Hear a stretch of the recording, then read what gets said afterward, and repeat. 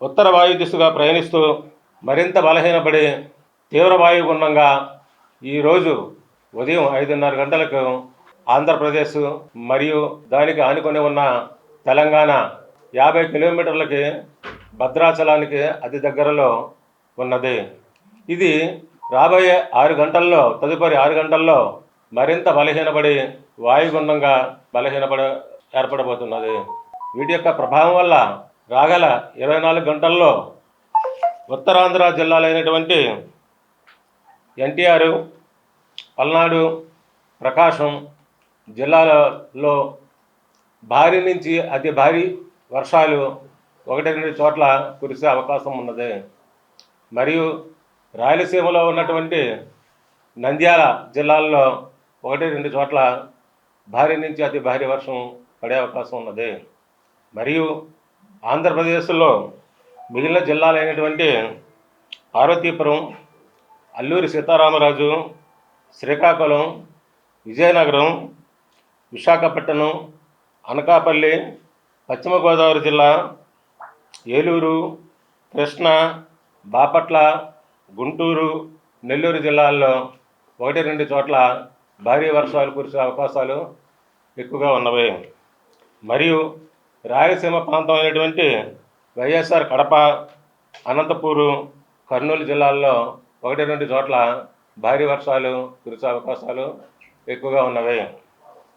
మిగిలిన చోట్ల సాధారణంగా ఉత్తరాంధ్ర జిల్లాల్లో, దక్షిణాంధ్ర జిల్లాల్లో 1-2 చోట్ల ఒక మోస్తరు నుంచి తేలికపాటి నుంచి ఒక మోస్తరు వర్షాలు, ఉరుములు మెరుపులతో కూడిన వర్షాలు కురిసే అవకాశాలు ఎక్కువగా ఉన్నవి.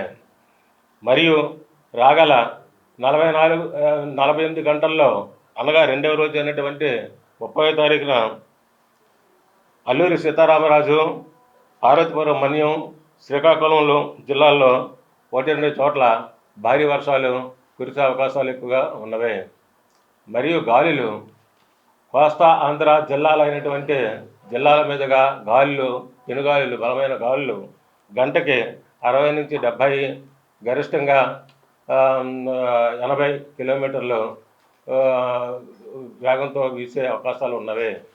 సముద్రంలో గాలులు ఈరోజు గంటకి 45 నుంచి 55, గరిష్టంగా 65 కిలోమీటర్లు. రేపు ఈ గాలులు వేగం తగ్గి గంటకి 35 నుంచి 45, గరిష్టంగా 55 కిలోమీటర్లు వీస్తున్నవి. కాబట్టి మత్స్యకారులు ఈరోజు రేపు వేటకు వెళ్ళకూడదన్నది హెచ్చరికలు జారీ చేయడం జరిగినది. మరియు నిన్నటి వరకు ఆంధ్రప్రదేశ్లో ఉన్న పోర్టులు అన్నింటిలో ఉన్నటువంటి డేంజర్ సిగ్నల్ కాకినాడ దగ్గర 9, మిగిలిన పోర్టుల్లో